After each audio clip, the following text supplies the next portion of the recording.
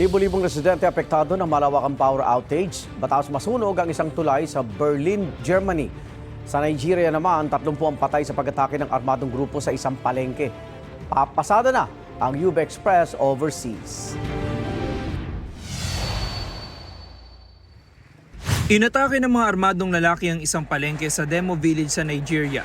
Ayon sa mga saksi, dumating ang mga salarin sakay ng ilang motorsiklo at bigla na lang namaril. Hindi lang sinunog, ninakawan pa ng mga salarin ng mga tindahan sa palengke.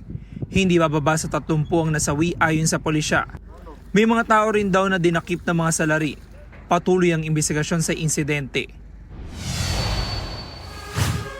Libo-libong residente sa Berlin, Germany ang walang supply ng kuryente matapos masunog ang isang tulay roon.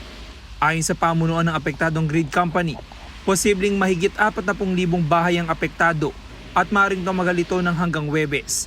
Patuloy rin ang mga ginagawa nila para maibalik agad ang supply ng kuryente. Hinala ng mga otoridad sinadya ang sunog ng isang far-left extremist group. Ayon naman sa local media, inako ng isang far-left activist organization ang responsibilidad sa nangyari, na target daw yung fossil fuel-based energy industry. Para matulungan ng mga residente, nag-set up ang mga otoridad ng mga kama sa isang sports hall. Mayroon ding internet at kuryente roon. Ito ang unang balita. James Agustin para sa GMA Integrated News. Igan, mauna ka sa mga balita, mag-subscribe na sa GMA Integrated News sa YouTube para sa iba't ibang ulat sa ating bansa.